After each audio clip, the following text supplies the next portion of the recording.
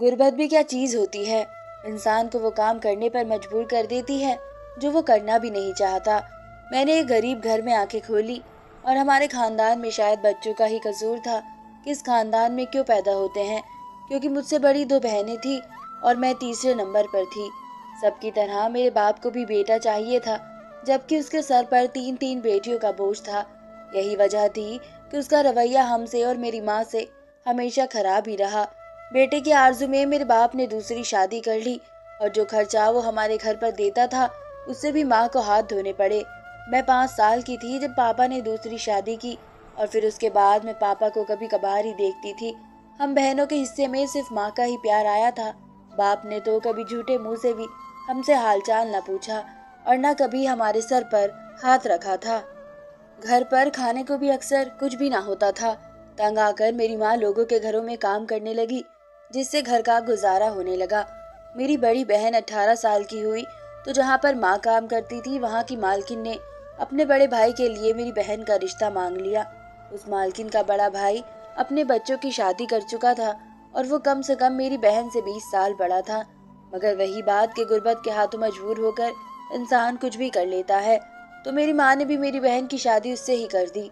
माँ कहती थी, ना तो हमारे पास शादी करने के पैसे हैं और ना ही दहेज इकट्ठा करने के, इसलिए अगर वो खाली हाथ मेरी बेटी को ले जाने के लिए तैयार है तो मुझे इनकार नहीं करना चाहिए।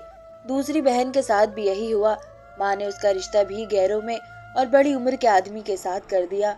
माँ ने सोचकर ये सब किया था कि मेरी बेटियों ने जो परेशानियाँ मेरे घर में उठाई है आगे जाकर तो नहीं होगी। वो अच्छा खाएंगी पिएंगी और अच्छा लिबास पहनेगी। लेकिन माँ की ये गलतफहमी थी, क्योंकि जब कभी मैं अपनी बहनों के घर जाती तो मैं उन्हें नौकरानी बने देखती थी। उनके पति को घर संभालने के लिए एक औरत चाहिए थी, ना कि एक बीवी। अपनी बहनों की जिंदगी देखकर मैंने फैसला कर लिया था कि मैं किसी बड़े आदमी की उम्र के इंसान के साथ हरगिज़ शादी नहीं करूंगी।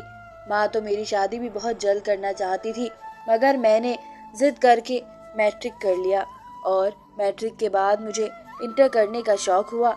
मैं गवर्नमेंट कॉलेज जाती थी और मुझे ले जाने छोड़ने वाला कोई नहीं होता था, तो मैं अकेली ही आती जाती थी। और तभी मेरी मुलाकात यश से हुई। वो कॉलेज के रास्ते में खड़ा होता था और मैंने नोटिस किया कि शायद वो मेरे लिए ही वहाँ पर आता था। वो अच्छी शक्ल सूरत का इंसान था और उसके हुलिये से लगता था कि वो अच्छा खासा खाते पीते घराने से भी ताल्लुक रखता है। शुरू में तो मैंने यश पर कोई तवज्जो नहीं दी, लेकिन आहिस्ता आहिस्ता मैंने उस पर ध्यान देना शुरू किया और बहुत जल्दी हमारी बातचीत होने लगी। वो भाइयों में सबसे छोटा था और उसके घर में सबकी शादी हो चुकी थी। उसने बताया कि वो मुझे बहुत देर से पसंद करता है और वह मुझसे शादी करना चाहता है। यश कहने लगा कि मैं एक बहुत अच्छी जगह नौकरी करता था, लेकिन तुम्हें देखकर मैं सब भूल भाल कर यहाँ पर खड़ा होने लगा। लेकिन अगर तुम शादी के लिए हाँ कर दो तो मैं दोबारा से अपनी नौकरी शुरू कर लूँगा। मैंने बहुत सोच समझकर यश को हाँ कर दी और उससे कहा कि मेरे घर पर रिश्ता ले आए, उससे पहले कि मेरी माँ मुझे भी मेरी बड़ी बहनों की तरह किसी बुढ़े के साथ विदा कर देती। ये मेरे लिए बेहतरीन था, क्योंकि वो मुझसे उम्र में इतना बड़ा भी नहीं था और वो अच्छे घराने से भी ताल्लुक रखता था। तो मैंने सोच लिया कि मैं कहीं भी शादी करने की बजाय यश से शादी कर लूँगी। एक बात की मुझे बहुत हैरानी होती थी कि कुछ दिनों से जब भी मैं अपने घर के दरवाजे से अंदर दाखिल होने लगती, एक छोटा सा बच्चा आकर मुझे खत पकड़ा जाता जिस पर मेरी तारीफें लिखी होती। मुझे हैरानी इस बात की होती थी कि जब यश की मुझसे मुलाकात हो जाती है तो वो ये खत क्यों देता है। हम लोग अक्सर कॉलेज के पिछले वाली गली में ही मिल लेते थे, तो जब मैं घर आती हूँ तो ये खत का क्या चक्कर है, उस बच्चे को कैसे खत पकड़ा जाता है। मैं हमेशा सोचती थी कि जब भी मिलूंगी तो इससे इस बारे में पूछूंगी, लेकिन मैं भूल जाती थी। हाँ, लेकिन मैंने कुछ खत को बहुत ही संभाल कर रखा था। लेकिन एक दिन फिर मुझे पता लगा कि वह खत यश की तरफ से नहीं बल्कि किसी और की तरफ से मुझे मिलते थे, क्योंकि एक दिन मैंने नोटिस किया तो खत के कोने पर ए लिखा होता था, जबकि यश का नाम तो वाई से शुरू होता था और उसका तो यही मतलब था कि कोई और मेरे पीछे पड़ा था। अगले दिन वो बच्चा खत लेकर मेरे पास आया तो मैंने खत लेने से मना कर दिया और एक सफेद पर्ची पर यह लिख दिया कि मैं किसी और को पसंद करती हूँ और मेरी उससे शादी होने वाली है और मेरे से दूर रहो। ये खत मैंने उस बच्चे को दिया और कहा, जो तुम्हें खत देता है ये जाकर उसको दे देना।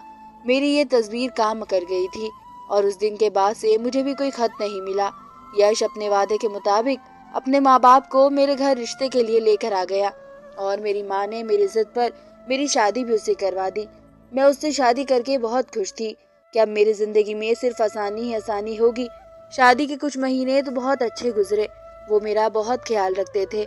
हम अक्सर बाहर खाना खाने जाते थे और मेरे ससुराल वाले भी बहुत अच्छे होते थे। लेकिन एक दिन फिर मुझ पर गम के पहाड़ टूट पड़े। फिर मुझे अपने पति की असलियत पता चली। मेरा पति तो एक इंतहाई बुरा इंसान था। उसने मुझसे शादी खास मकसद के लिए की थी और उसका पता मुझे तब चला जब एक रात हम दोनों घूमने के लिए बाहर गए तो वापसी पर कहने लगा कि बहुत देर हो गई है, हम आज की रात मेरे दोस्त के घर पर ही रुक जाते हैं। हम उसके दोस्त के घर पर गए तो मुझे उसका दोस्त बिल्कुल अच्छा नहीं लगा। उसकी नज़र तो जैसे मुझे अपने जिस्म के आर पार होती महसूस हो रही थी। मैंने अपने पति को दबे लफ्जों में कहा कि हम घर चलते हैं, लेकिन वो नहीं माना। पति का दोस्त हमारे लिए खाना लेकर आया। खाना खाने के बाद दोनों अभी बातें ही कर रहे थे कि अचानक मुझे नींद का झटका लगा। मैं वहीं पर गिर गई। उसके बाद मुझे कुछ होश नहीं रहा। जब होश आया तो मैंने खुद को देखा तो मुझे अपने आप से ही नफरत महसूस हुई। कमरे में मेरा पति आया तो मैं उस पर चीख पड़ी, ये सब क्या है? तो उसने मेरे बिस्तर पर पैसों के ढेर फैलाते हुए कहा कि देख लो, मेरे दोस्त ने तुम्हारी एक रात की कीमत कितने सारे पैसे दिए हैं। मेरे पैरों तले जमीन निकल गई, ये सोचकर कि मेरे पति ने पैसों के खातिर अपनी बीवी की इज्जत ही बेच दी है। मैं रोने लगी तो वो कहने लगा कि अगर तुमने मुझे तलाक लेने का कहा या मेरी हकीकत किसी को भी बताने का सोचा तो मैं तुम्हें सारे जमाने में बदनाम कर दूंगा। तुमको कहीं मुंह दिखाने के काबिल नहीं छोड़ूंगा। मैंने सोचा कि शायद मेरे पति को पैसे की बहुत जरूरत होगी, इसलिए उसने एक कदम उठाया है और आगे से ऐसा कुछ नहीं होगा। मगर ये तो शुरुआत थी। उसने तो ये काम ही बना लिया। वो मुझे दूध पिलाकर बेहोश कर देता और फिर मेरी कीमत वसूला करता। इस हालत बहुत बड़ी ही जहनी अज्जत में हो चुकी थी। मैं एक शरीफ और किरदार लड़की थी और इस तरह की जिंदगी गुजारना मेरे लिए बहुत मुश्किल था। मैंने कई बार सोचा कि मैं अपने पति की हकीकत उसके घर वालों को बता दूं, मगर हर बार उसकी धमकी के आगे मैं खामोश हो जाती। फिर एक रोज मुझे पता चला कि मैं प्रेग्नेंट हूँ। जब मैंने ये बात अपने पति को बताई तो मुझे उम्मीद होगी कि शायद वह अब सुधर जाएगा और अपनी औलाद के खातिर अच्छा इंसान बन जाएगा। मगर उसने मुझसे कहा कि मुझे क्या मालूम ये किसका गुनाह है और मेरा बच्चा जाया करवा दिया। उस पैसों की हवस इतनी बढ़ गई थी कि वो हर हफ्ते मुझे अपने साथ ले जाकर अपने किसी दोस्त के साथ भेज देता और मुझे जबरदस्ती दूध पिलाकर बेहोश कर देता और फिर उसके हाथ में लाखों रुपए देखकर मुझे यकीन हो जाता कि रात वो मेरी बहुत कीमत ले चुका है और अच्छे से हासिल कर चुका है। जब भी मैं प्रेग्नेंट होती वो मेरा अबॉर्शन करवा देता। मुझे जब अपने आप से घिन होती कि मैंने खुद को खत्म करने का सोच लिया था, लेकिन मैं चाहती थी कि मरने से पहले मैं उसकी हकीकत भी उसके घर वालों को बता दूं। इसलिए जब उसने मेरे साथ फिर से वो सब करना चाहा तो मैंने शोर मचाया और चीख चीख कर उसके घर वालों को सब बता दिया। मेरे पति को मुझसे ये उम्मीद नहीं थी कि मैं उसका सच इस तरह सामने लाऊंगी, लेकिन वो बहुत शातिर इंसान था। वो साफ मुकर गया और अपने घर वालों को कहा कि ये तो पागल हो गई है, कुछ भी बोल रही है। जाहिर है वो उसके घर वाले थे, मेरे घर वाले नहीं, इसलिए उन्होंने उसकी बात पर यकीन किया और मेरे पति ने मुझे पागल करार करके पागल खाने भिजवा दिया। मैं यहाँ सुकून से थी। किसी बहाने से मेरा अपने जालिम पति से जान तो छूट गई है, अब वो मेरा फायदा नहीं उठा सकेगा। पागल खाने में मेरा दूसरा दिन था कि अचानक एक दिन मुझे एक खत मिला। उस खत की लिखावट को देखकर मैं कुछ चौंक सी गई थी। मुझे शादी से पहले मिले वो सारे खत वही याद आने लगे, क्योंकि मैं अभी तक उस लिखावट को नहीं भूली थी।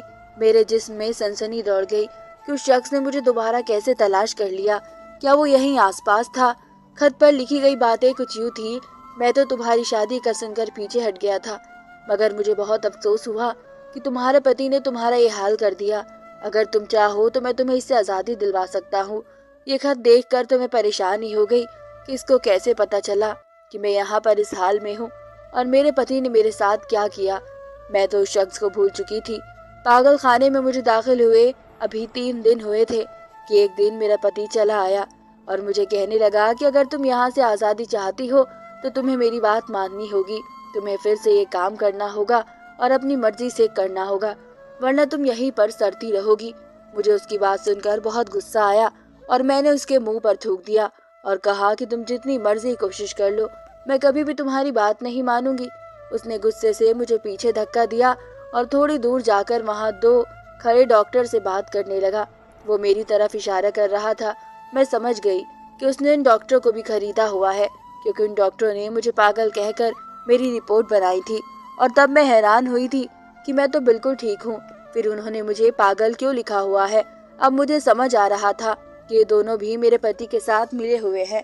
अब तो मैं अजीब मुसीबत में फंस गई थी। मुझे समझ नहीं आ रहा था कि मैं अब क्या करूं। अब मुझे एक सहारा उस खत वाले इंसान का था, जिसके बारे में मैं ये भी नहीं जानती थी कि वह है कौन। मेरा पति मेरे पास आकर कहने लगा कि अगर तुम मेरी बात मान जाती हो तो अच्छा होता। अब तुम्हें नहीं पता यहाँ पर तुम्हारे साथ क्या होने वाला है।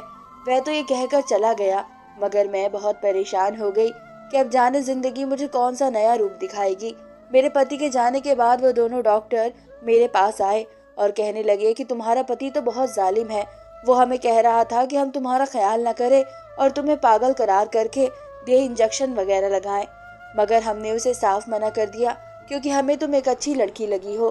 पहले हमें लगा था कि शायद तुम अच्छे इंसान नहीं हो, मगर हम अब सब जान गए हैं तुम्हारे पति की सच्चाई और उसकी नीयत। तो तुम्हें परेशान होने की जरूरत नहीं, तुम बहुत जल्दी यहाँ से चली जाओगी।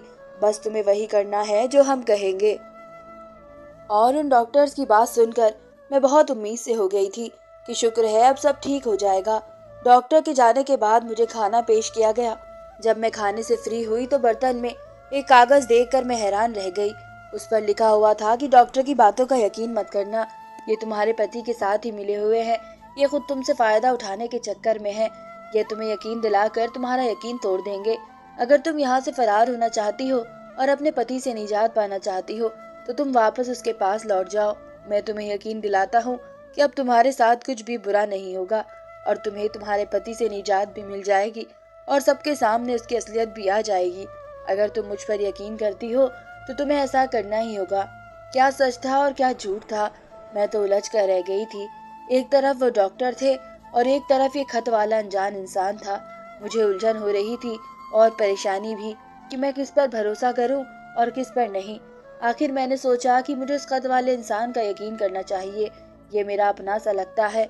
मैं नहीं जानती थी कि वे क्या प्लान करेगा, लेकिन मैंने वापस आने का फैसला कर लिया। मैंने उस वक्त अपने पति को फोन किया और कहा कि मैं तुम्हारी बात मानने के लिए तैयार हूँ। जैसा कहोगे मैं वैसा ही करूँगी, बस मुझे पागल खाने से निकाल दो। वह सुनकर बहुत खुश हुआ और इस वक्त मुझे लेने आ गया। मैं ये भी नहीं जानती थी कि मुझे उसके साथ घर वापस जाकर क्या करना होगा। उस वक्त जब मैं अपने पति के साथ पागल खाने से निकल रही थी, कोई तेजी से मेरे आगे से गुजरा और मेरे हाथ में एक कागज पकड़ा गया। मैं अपने पति से वॉशरूम जाने के बहाने से वहां जाकर उस कागज को पढ़ा तो उस पर पूरा प्लान लिखा हुआ था कि मुझे क्या करना है। मैं अच्छे से समझ गई थी। जल्दी से उस कागज को फाड़ा और अपने पति के साथ उसके घर वापस चली गई।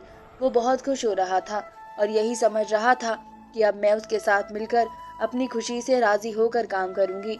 घर आते ही मुझसे कहने लगा कि आज के दिन तुम आराम कर लो, कल तुम्हें मेरे साथ मेरे एक दोस्त के घर पर जाना होगा। अगर तुम उसे खुश कर दोगी तो वह हमें लाखों रुपए देगा। अगले दिन मेरा पति मुझे अपने साथ अपने उस दोस्त के घर पर ले गया। मैं जानती थी कि मुझे क्या करना है, इसलिए मैंने जाते ही पहले उन दोनों के खाने में नशे वाली दवा मिला दी, जिसे खाने के कुछ देर के बाद वे बेहोश हो गए।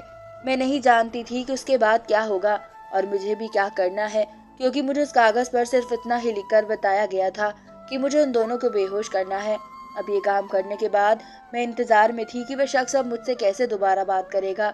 थोड़ी देर के बाद मेरे पति के मोबाइल पर एक नंबर से मैसेज आया, जिसमें मुझे कहा गया था कि मैं अब वहां से चली जाऊं। ये सब कुछ बहुत ही अजीब तरीके से हो रहा था, लेकिन मेरे पास इस बात को मानने के सिवा और कोई रास्ता नहीं था। इसलिए मैं वहां से वापस अपने घर पर चली गई और दुआ करने लगी कि अब सब ठीक हो जाए। मुझे अपने घर आए हुए काफी देर हो गई थी और अभी तक कुछ पता नहीं था कि वहां पर क्या हुआ है और क्यों होने जा रहा है। वक्त गुजरने के खातिर मैंने टीवी ऑन किया तो वहां पर जो खबर मैंने देखी, उस खबर ने तो मेरे होश ही उड़ा दिए, क्योंकि खबरों में मैं अपने पति को देख रही थी जो एक होटल में एक लड़की के साथ नजर आ रहा था। ये प्रोग्राम लाइव चल रहा था, जिसमें बताया जा रहा था कि पुलिस ने उस होटल पर छापा मारा है और यहाँ पर जितने भी लोग गलत काम में मिले हुए थे उन सबको गिरफ्तार किया जा रहा है। मेरा पति भी टीवी में साफ साफ नजर आ रहा था, जो नामुनासिब हालत में एक लड़की के साथ पकड़ा गया था। मैं हैरान हो गई कि ये क्या चक्कर है।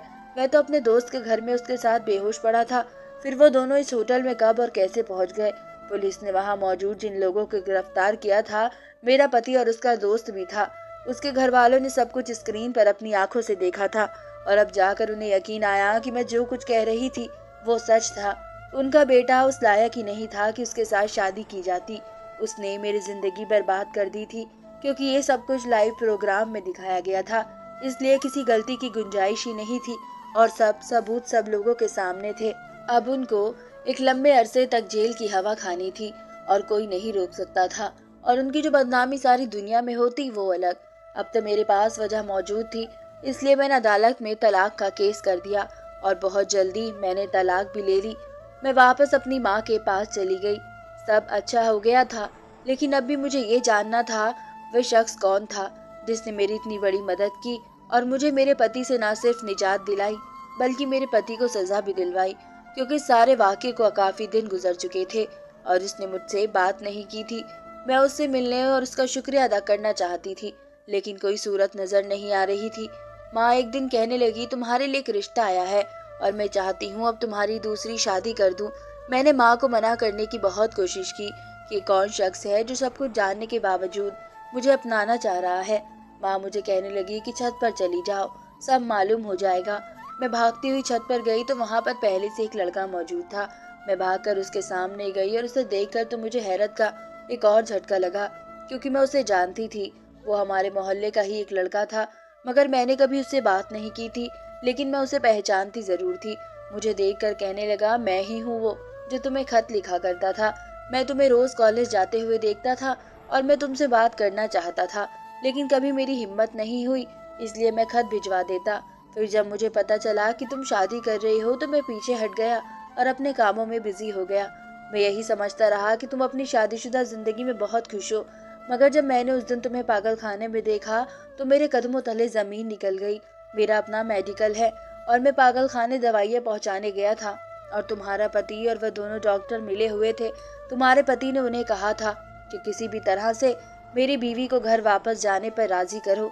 तब मैं चौंक गया कि क्या बात है, और मैंने उसके बारे में पूरी मालूमात करवाई तो पता चला कि वो एक अच्छा शख्स नहीं है, इसलिए मैंने तुम्हें आज़ाद करवाने का फैसला किया।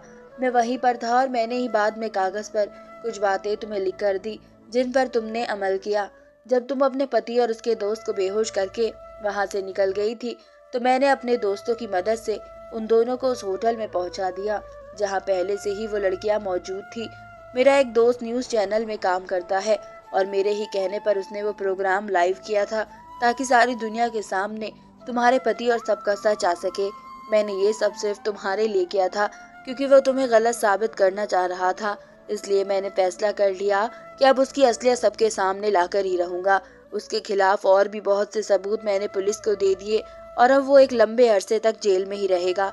इतना सब कहने के बाद वो मुझसे पूछने लगा कि क्या तुम मुझसे शादी करोगी।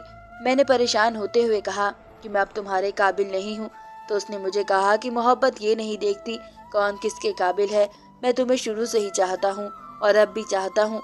मैंने सोचा कि मोहब्बत को मुझे नहीं ठुकराना चाहिए, इसलिए मैंने हाँ कर दी और ये मेरी खुशकिस्मत थी कि मुझे इस जैसे शख्स का साथ मिला जिसने मुझे दोबारा से मर्जात पर यकीन करना सिखाया। तो दोस्तों, आपको मेरी कहानी कैसी लगी मुझे कमेंट करके ज़रूर बताएगा। धन्यवाद।